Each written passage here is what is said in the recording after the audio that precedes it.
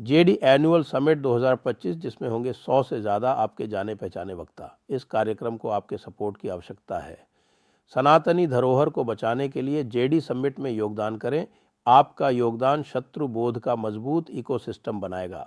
Registration के लिए और सपोर्ट के लिए नीचे लिंक दिए हुए हैं और आप सपोर्ट के लिए QR भी स्कैन कर सकते हैं। नमस्ते, आप सभी से अनुरोध है कि कृपया हमारे चैनल को सब्सक्राइब करें और वीडियो को लाइक करें। पाकिस्तान में खुशियों का अंबार था, पटाखे छूट रहे थे, बिल्कुल चारों तरफ मस्तियां हो रही थीं। अब होली तो उनके यहाँ खेली नहीं जाती, लेकिन मान लीजिए यही हिसाब के जैसे बसंत वगैरह पहले हुआ करता था पाकिस्तान में, बस वही नज़ारा था। क्या बात है, चारों तरफ बस खुशियाँ ही खुशियाँ कि देखो जी, US ने भारत को बिल्कुल कुचल दिया है और हमारा आसिम मुनीर वो फिर से US जा रहा है।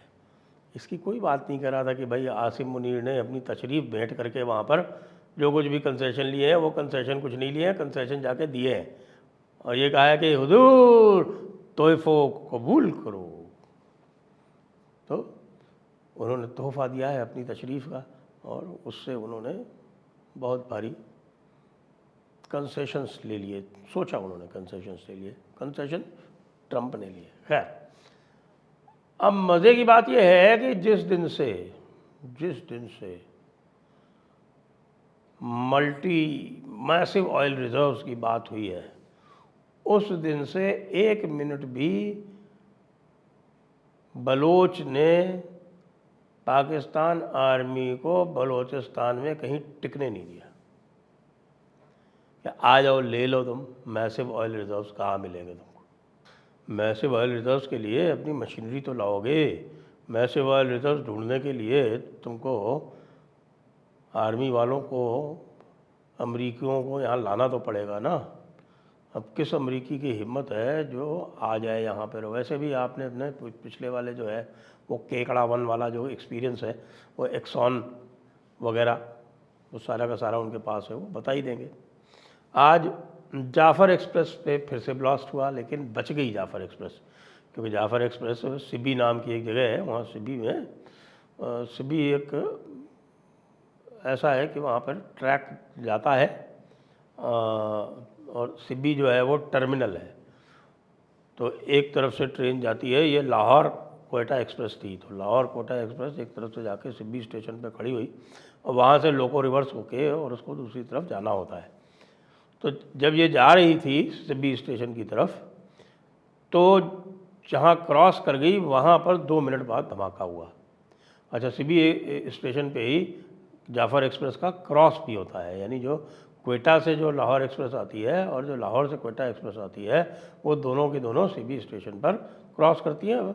दोनों की दोनों वहीं खड़ी हुई हैं अभी, क्वेटा लाहौर भी और लाहौर क्वेटा एक्सप्रेस भी। वैसे तो जाफ़र एक्सप्रेस को मुझे लगता है कि अब पाकिस्तान को डिक्लेयर कर देना चाहिए कि साहब कि ये शहीद एक्सप्रेस है। इसमें जाते हैं, अधिकतर बताते हैं कि उसमें ट्रैवल करने वाले अधिकतर फ़ौजी होते हैं।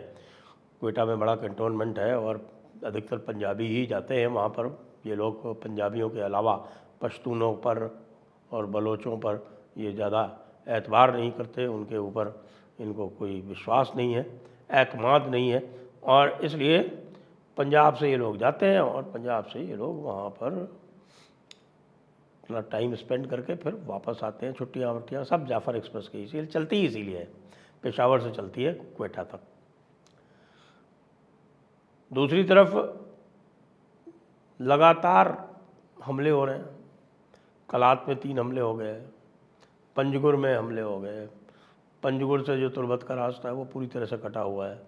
ग्वादर जो है, आप जो मेन सीपेक रूट है उससे आप ग्वादर नहीं जा सकते, नॉट पॉसिबल।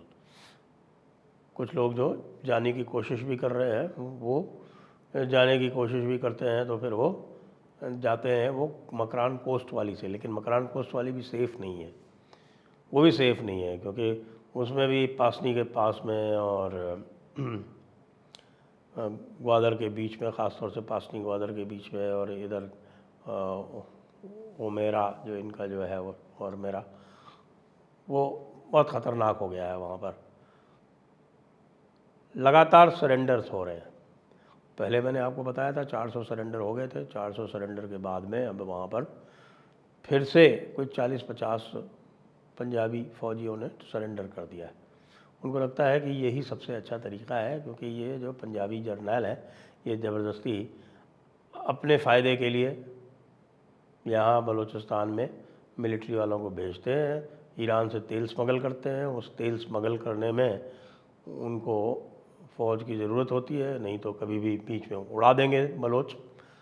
तो इसलिए ये सब का काम वहाँ पे होता है। और जर्नैलों के जो इंटरेस्ट हैं उनको प्रोटेक्ट करने के लिए। तो इसलिए बलोच जो पंजाबी फ़ौजी है वो बलूचिस्तान में काम करके राज़ी नहीं है।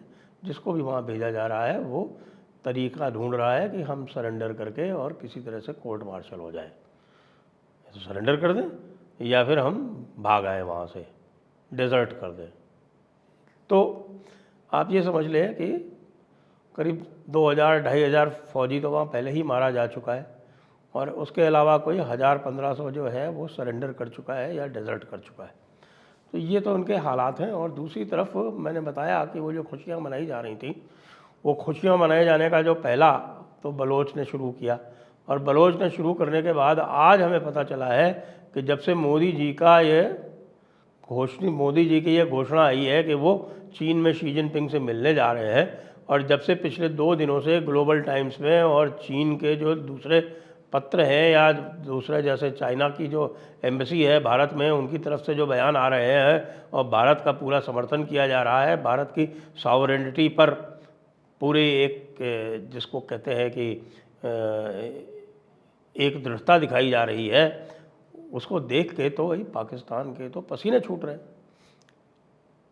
पसीने इसलिए भी छूट रहे हैं कि चीनियों के साथ उन्होंने धोखा किया है, डबल सेल कर दी है। जो चीज़ें वो पहले चीनियों को बेच चुके थे उसी को उन्होंने दोबारा उठा के अमेरिका को बेच दिया। जो चीज़ें नहीं हैं वो भी अमेरिका को बेच दी हैं। और अमेरिका में तो आप जानते हो ट्रंप की डीलिंग किस तरह से होती है। वो तो ट्रंप की जो मुँहज़बानी डीलिंग होती है सारी की सारी, बस अच्छा ठीक है तुमने सारी माइंस मेरे नाम की, अब ये मेरी है। अच्छा ठीक है तुम जो है वो $100 बिलियन भेज देना, मेरी जहाँ मर्जी होगी मैं लगाऊंगा। अच्छा ठीक है तुम ऐसा करना 50 बोइंग विमान 50 बोइंग प्लेन्स जो है वो तुमको ख़रीदने हैं, ठीक है चलो यहाँ साइन करो, लो जी। इस तरह से ट्रंप डील कर रहा है, और उसमें पाकिस्तान और बांग्लादेश जैसे जो देश हैं वो बड़े आसानी से उसमें विलिंगली कह सकते हैं हम उसको, जानबूझ के, क्योंकि ये सब वो जो है वो तशरीफ़ हाजिर करने वाले देश हैं। तो ये तशरीफ़ हाजिर करने वाले देश हैं, ये बड़े खुश हैं, लेकिन इनको पता नहीं चलता क्योंकि ट्रंप की जब मर्जी आती है कि आज 19% है, कल और बढ़ा देंगे। जैसे जापान से डील हो गई, अनाउंस भी हो गई कि साहब जापान के साथ डील हो गई, आज अचानक 15% और लगा दिया गया। क्यों लगा दिया गया किसी को कुछ नहीं पता है। लेकिन साहब इस समय मातम बन रहा है, यानी खुशियाँ जितनी जल्दी आती हैं उतनी तेज़ी से मातम भी आता है। कि मातम ये साहब कि ये क्या हुआ, ये चीन और भारत तो एक हो गए, और चीन भारत एक हो जाएंगे तो हमारा जो पूरा का पूरा जो 2 फ्रंट वॉर का प्लान है वो फेल हो जाएगा। और 2 फ्रंट वॉर अगर नहीं होगा तो भारत तो हमको अकेले पूरी तरह से पीट लेगा। पिछली बार ऑपरेशन सिंदूर में जब हुआ था तो चीन ने हमारी पूरी मदद की थी। चीन ने हमको सैटेलाइट फीड भी दिए थे, और सैटेलाइट की मदद से हमको रियल टाइम सिचुएशन भी पता चल रही थी। उसके बाद हम पूरी तरह से पिट गए। अब चीन हमारी मदद नहीं करेगा तो अमेरिका कर देगा क्या? अमेरिका का कोई भरोसा नहीं है। अमेरिका उस वक्त पे कौन सी इन्वेस्टमेंट कर रहा होगा और कौन सी प्लानिंग कर रहा होगा, किस तरह के षड्यंत्र कर रहा होगा, तो अमेरिका का तो कतई भरोसा नहीं किया जा सकता। ये सब जानते हैं कि अमेरिका का कतई भरोसा नहीं किया जा सकता। और चीन जिसका भरोसा ये कर रहे थे वो उसको उन्होंने धोखा दे दिया। चीन को पाकिस्तान ने बड़ा धोखा दिया है। बहुत दिनों से वैसे भी चीन ये कह रहा था कि सीपेक में जो है तुम लोग हमें सिक्योरिटी नहीं दे रहे हो, हमारा सीपेक में 60-62 बिलियन डॉलर का इन्वेस्टमेंट है वो सारा जाया हो रहा है, सारा का सारा जो है वो ख़राब हो रहा है। हाँ लेकिन पाकिस्तानी तो पाकिस्तानी, बस मीठी बातें करवा लो इनसे, मीठी बातें करवा लो, अलतकैया करवा लो, लड़ाई लड़ नहीं सकते। इनसे तो आतंकवादी भिजवा लो।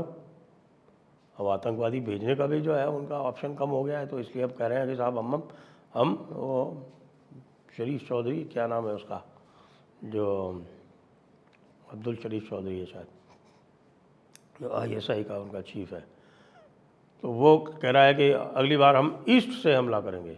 अब ईस्ट से हमला क्या करेंगे कह नहीं सकते हम, कि ईस्ट में सारा मिसाइल जो है वो पहले ईस्ट में भेजेगा। उसको लग रहा है कि ईस्ट में जैसे ही भारत का बॉर्डर क्रॉस करेगा तो भारत की जो मिसाइल्स हैं वो उसको टेक डाउन नहीं करेंगी। दिमाग ख़राब हो गया उसका।